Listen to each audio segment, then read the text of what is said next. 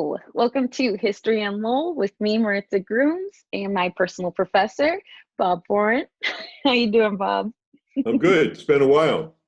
Yes, it indeed has been a while, We took a little and bit of a break and so much has happened. so much has happened. This election has been crazy, and I think everybody is struggling to figure out how to understand. We get the popular vote, but we don't understand the Electoral College, and I think that's really great that we're talking about it today because today I'm purely coming as a student. While we think of it in some ways, like people think, Electoral College, what a weird thing. I don't need to know about it. It's really fascinating that, I mean, there were 5, 6 occasions where somebody won the popular vote. I mean, Jackson eventually ran and won, obviously, because he was president. But it really creates this interesting conversation about the history. Like, why do we even have it?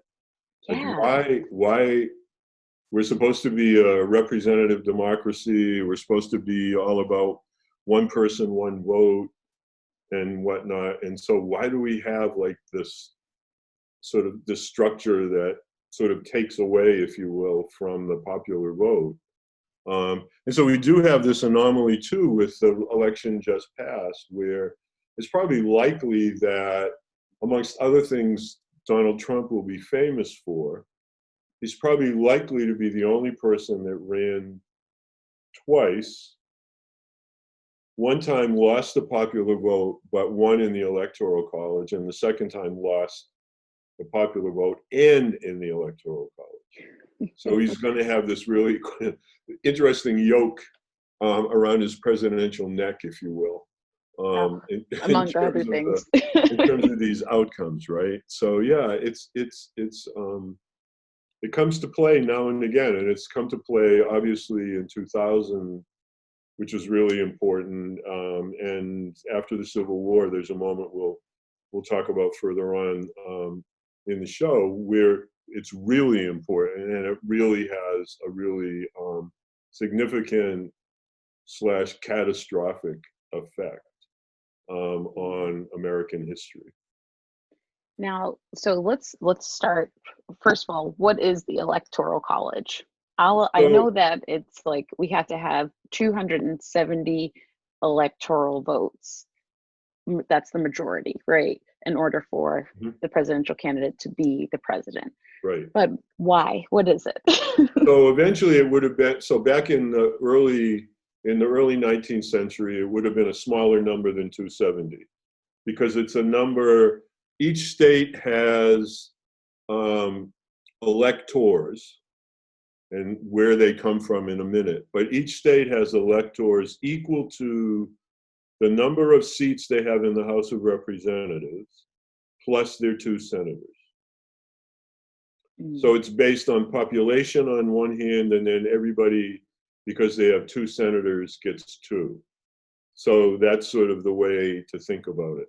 So to make it as simple as I can, it grows out of this ideological argument, debate, conversation, whatever you want to call it, in the amongst the founders of the nation, with respect to how the president would be elected. At the time, they're setting up a new government. Mm-hmm. And this question of how somebody gets elected to the top spot, there is no formula. And so they're arguing and they're debating it. And eventually, there's the sort of principal dispute is between people who are in favor of a straight up popular vote, Mm-hmm. and people who argue, Thomas Jefferson, other people who argue that the hoi polloi, the rabble, the people voting might not do a good job. And so don't we need some other safeguard? And then layered over that, as I feel like is always layered over American history, is this question of race. So the southern states have to figure out a way to argue that they don't want a popular vote, but to not argue about the institution of slavery, and what all that means. Because if you go a straight up popular vote by who can vote, the South is never going to have a president. But in actuality, when this compromise gets worked out, the first several presidents are from the South. And so all of this ends up being bound up in this question in American history written into the Constitution. And again, it's insisted upon by these people who claim to be fearful of the popular vote. That, well, if we're going to do the popular vote at all, we have to figure out a way to count for enslaved people, even though they can't vote. If we don't count them, then we're going to be underrepresented everywhere we go. In the House of Representatives, wherever we are pushed into these situations where the numbers count, because we have this, and nobody ever raised the idea, well, then why don't we just like free them and let them vote? It was always, how do we figure out how to count them but not count them? Right. And so this is where we get, so the North and people who are arguing more for a popular vote or whatever, like, won't stand counting the enslaved population one for one. So that's where they come up with this compromise that each enslaved person is, for the count, 3/5 of a person. Of course. And so that becomes a compromise written into the Constitution. And so again, it's wider than where we want to go in terms of the Electoral College, but it just also shows fundamentally how baked into the history is this question of slavery, race, white supremacy, whichever terminologies one wants to use. It's there. And when I get frustrated when people say, oh no, it wasn't like the original sin or whatever. No, it's baked in. It's part of our founding. And part of the reason that we have the Electoral College in some ways is because we sort of have to figure this all out. So does that make sense? Yes. So each state now in 2020, again, gets, for every member, for all the people they have in the House of Representatives, plus their 2 senators, that's the number of electors that they have. 48 states, all but Nebraska and Maine, it's winner take all. So if Trump wins Maine, he gets all of Maine's electoral votes. If Trump wins, not Maine, excuse me, bad example, Maine was in my head. If Trump wins New Hampshire, all of New Hampshire's electoral votes go to him. In Maine, on the other hand, if it ends up that it's 52% to 48%, Trump would get 52% of the electors and Biden 48 or what have you. It's proportional. So it's not winner take all. So that's one. So this is really quirky, right? So a lot of the struggle, and it comes out in the 2020 election when we think about the chaos. A lot of the sort of nitty gritty of the day of voting stuff is controlled by the states, not by the federal government. So that's why even within the crazy of the Electoral College, you have these weird differences. And so the recounts that have gone on and the vote certifications that have happened in the last little while are to prepare to get ready to select the slate of electors. So Massachusetts has done that the other day, and they're Democrats because Biden won the state. And on Monday, the 14th of December, they cast their votes as electors.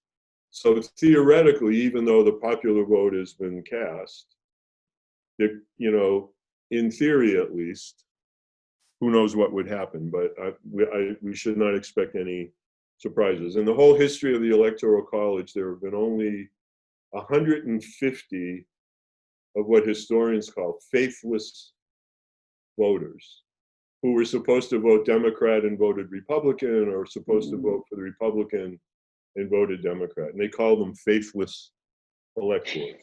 And since the beginning of presidential elections, there have only been 150. Technically, legally, they're not bound by law to vote for the person who won the state. They could, if they wanted to, be faithless, but that hasn't happened. And then in January of 2021, the Senate, in this case, I believe it's the 6th of January, the Senate and the House will meet in a joint session with the Vice President presiding, and they'll open the electoral votes cast and count it all up and then verify the winner. So it's a step. So you have the popular election, then you have the count, the recount, whatever it would be. Then you have to have the vote certified. Then when the vote's certified, that means then electors can be elected. Then the electors meet and vote.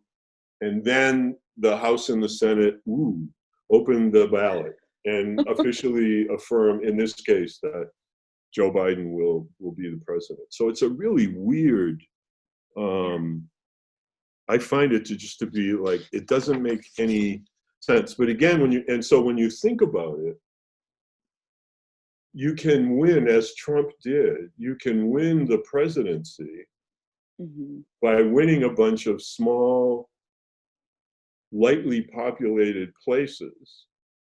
Whereas if you look at like New York, California, whatever, if you look at 3 or 4 big states, if it was straight up popular vote, that's why I find it almost impossible to believe it's ever going to change. Right? Yeah. Because somebody's always going to, we're so divided right now. Yeah. It would And you hear all require these a constitutional amendment, and it's not going to happen. Yeah. No, you hear all the calls for abolishing Electoral College, and then, it doesn't seem like it'll change. Yeah, no, I just don't see it, right? You need to get two-thirds in the House and the Senate, then you need 3/4 of the states to ratify. We're definitely not there. There's not a way that we can. The system has been amended a few times. Obviously, the biggest one with African American suffrage, and then with women's suffrage. So there have been constitutional amendments that have changed the electoral process. And you could argue as well that the Voting Rights Act in the 60s also altered by making it more easy for African Americans to register and vote. That there have been these really substantive changes in how we go about it. But like that, the idea of changing, and it's interesting because as I was doing the research, when the founders were debating all of this and they couldn't decide, they created a committee to figure it out, right? And the name of the committee was the Grand Committee on Postponed Questions. The Grand Committee on Postponed Questions. I had to write it down so I wouldn't forget.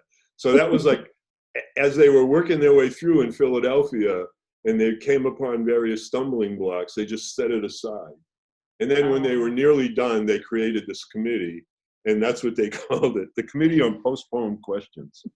If that's not the most American thing. Yeah. Let's kick it down the road a little further and wait and see what happens. Maybe lightning will strike or something. I don't know. But yeah. And in the beginning too, right, as all this is being done and they're arguing about how to figure this all out, and they're in the stumbling block of the popular vote or not. In the original documents and well into the early 20th century, the senators are voted by the legislatures of the states, not by popular vote. That again was part of this compromise. It took a constitutional amendment for the direct election of senators, and that was also all sort of wrapped up in this idea of, well, too much popular vote isn't right. They're wearing their popular vote on their sleeve, and we got to get rid of the king and no taxation without representation. But then when it came to do we really trust the voters? Well, we need a series of buffers. Yes. And we need to we have to let's not rush to do this just yet. Let's create some guardrails here so that if the populace goes crazy, we can pull them back. And there was nothing in place like to elect the candidates at that time, right? It wasn't, they didn't think about that. I read something that they were saying, well, our founding fathers just assumed that things would be as unanimous as everybody agreeing that George Washington should be president. Mm-hmm. And that's not the case anymore. No, the idea of parties, right? I mean, there's nothing that talks about political parties. And so that's, again, something that's always ended up, more at the state level in terms of is a party, can you register? Right now, you can only register as either a Democrat or a Republican. I can't go and register as a socialist or a communist or whatever, right? I mean, I'm either a Democrat or Republican or unaffiliated. And if I don't, and then I'm depriving myself if I do that of voting in a primary. I can't go in a primary and pick Democrat and or Republican candidates if I'm not registered as one or the other. I can obviously go and vote in the final presidential vote, but in a way I'm denied by not being willing to say I'm in either of those parties. I relinquish some level of say over who's the Democratic candidate or the Republican candidate for president. Now I can go and change. Like if I wanted to vote in the Republican primary just passed in Massachusetts in this election cycle that we just had, I could go to City Hall and I could change my voter registration to Republican, and then I could go to my polling place and get a Republican ballot and vote for Donald Trump or whomever. In the same way, vice versa, if I was a Republican and thought, well, I'd rather, but again, it's a weird, and the states are all different in terms of, again, because they set the day-to-day business, they're all different about how soon before a primary you need to do that. There's just, again, it's very arcane. And it's why, as the 20th century progressed, it was easy for Southern states to devise all these mechanisms that ultimately are found unconstitutional, but all these mechanisms to keep African Americans from voting, because they had the ability to create these weird ideas about who should be an eligible voter. And so long as they danced on the edge of race, because they couldn't discriminate with the 14th Amendment on the basis of race, they could do all sorts of things to eliminate African American voting. And they could just say, well, everybody that's going to vote has to pay a tax. But if the majority of newly freed enslaved people who don't have jobs and don't have cash on hand, don't have money, like if they're figuring out, am I going to eat or am I going to register to vote? I'm going to eat, and they can't pay the poll tax. Or you create a literacy test, or right, but literacy test is for everybody. It's not, so they start with, well, we're not discriminating. So all of this, right, from the beginning of the Electoral College, really is, in really, I think, important ways for people to realize, built on a fallacy in a way, and the way this is taught, like we were always about one person, one vote, and a really democratic process and whatnot. To some extent, we are, but there are deep divisions, and it depends who you are and where you live, in terms of your accessibility to the ballot, right? And so again, it's just really, it's such a mess. I mean, and yeah, you're right. In terms of political parties and all of that, none of that's really baked into the system at all. But fairly quickly, people are retreating to sort of ideological positions, and they're running as Democratic Republicans, Democrats, Whigs, Liberty Party. Early 19th century, there was a plethora of political, out of the woodwork come political parties, and most of them are really small. I mean, there's even a party further on in the 19th century called the Farm Labor Party, which is trying to figure out how to create a unity in the country between small farmers and factory workers, and saying our interests are the same. They're pitting us one against the other. And so Minnesota, Wisconsin, places like that still have candidates running as Democrats, but also on the Farmer Labor Party. Oh, get out of here. Wow. Yeah. So again, it's like nobody, in the beginning of like laying all this out, nobody really thought it through that way, right? Which is why this is so crazy, crazy weird. Well, they didn't even think it through, what would happen if, well, early on, what would happen if there was a tie? Because wasn't there a tie between Jefferson and Burr, like a repetitive tie? Yep. And so how did they figure that out, or did they? Eventually, votes shifted and Jefferson wins, right?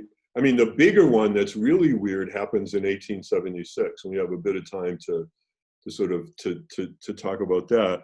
So the 14th Amendment, as the Civil War is concluding, basically says people are supposed to have equal rights, equal protections under the law, under the Constitution. And the 15th Amendment is supposed to deal with voting and says you cannot exclude people on the basis of race.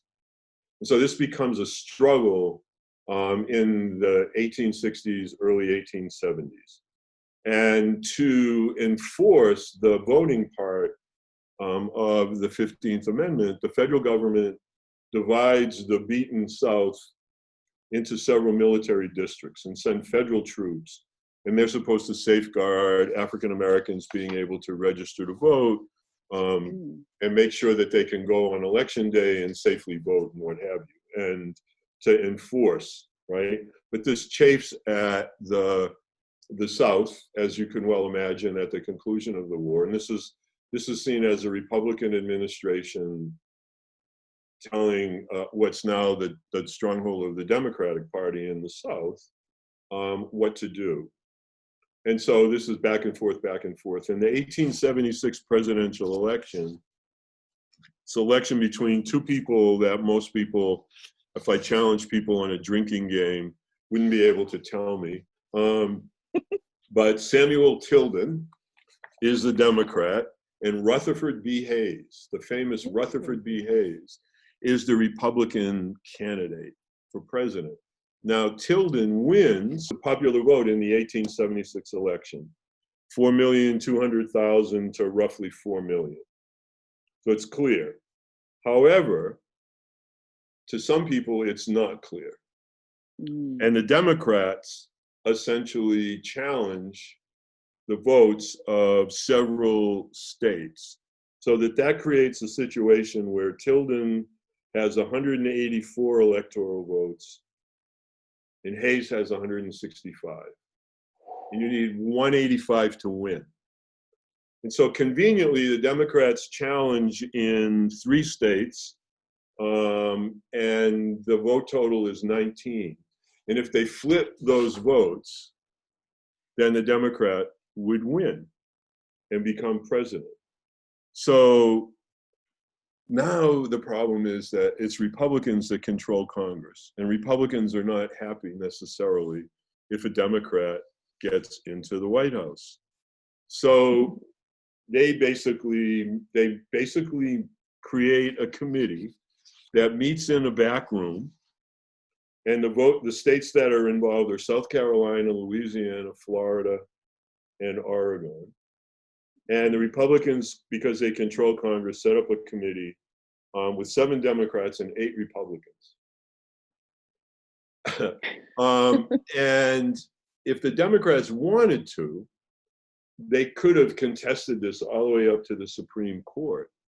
But what the Republicans say is to Tilden and his people in the Democratic Party, if you flip those states to us, if you agree that the Republicans should get those electoral votes, if you agree that, because of election fraud and whatever, Rutherford B. Hayes actually won in those states, we will end Reconstruction. We will pull the federal troops out of the South, and we will let you go about disenfranchising African Americans, denying them education, doing whatever you want, if you let us have Rutherford B. Hayes as president of the United States. And so the deal is struck, and this group of 7 Democrats sell Tilden down the river, even though he was rightly the president, and switch the electoral votes so that the 19 votes go to Hayes. Tilden ends up short, and Rutherford B. Hayes becomes the president. And his first act when he assumes the White House is essentially to end Reconstruction. Oh my goodness. Wow. So Talk that's about the backdoor electoral, deals. that's the Electoral College. And and I mean, it's probably the most blatant case of sort of defying the will of the voters. I mean, the thumbprints are all over the deal in this particular case. I mean, it's really remarkable. And it's so little taught or discussed. Every once in a while, like right around an election, like every 4 years, there'll be an article somewhere about the 1876 election and could it happen again? And in a way, that's what Trump was hoping to kind of engineer, right? And it's what happened in 2000 with Bush and Gore, right? It got tied up to the point that, okay, how's it going to get decided? It's really only one state and a handful of votes, but nobody has the proper number of Electoral College votes at that point until somebody gets declared the winner in Florida. So the Ku Klux Klan resurfaces. You look at voting rolls in the South, where between 1865 and 1875, in most states in the South, there are huge numbers of African Americans voting. There are African American mayors, African American sheriffs, there are African Americans elected to Congress, to the House of Representatives, to state legislatures. There's this overwhelming voter participation. And once this deal gets struck and those federal protections are pulled away, it goes right back to the way it was really like before 1860. And that really doesn't get fixed until the Voting Rights Act in the 60s. It essentially ushers in 100 years of African-American voter suppression, all on this deal that gets struck through the Electoral College. Which seems to still be happening even now. I mean, in the South after 1877, what Southern newspapers would do, one quick final point, is if you were African American and you tried to register to vote, if you were successful because you could pass the literacy test, pay the poll tax, you could jump all the hurdles and got elected, they would print your name in the newspaper. And more often than not, your employer would fire you because you were uppity. What the hell, dude? You think you can vote? Come on now. And people do understand how fraught voting is. And so, like when people are surprised that the African-American vote count was so high and that Georgia flipped, for example, it's because of this history. People get it, right? White people, not so much. We take it for granted that we can register to vote and vote. But, you know, voters of color understand this history well. We made John Lewis proud this year, and I think that's a good place to wrap. Absolutely. Bob. Good trouble. Yes, good trouble. Thank you so much, Bob, because now I think I have a better understanding of the Electoral College, and hopefully so many of our viewers do too. So thank you, and thank you all for tuning in. This has been History in Lowell.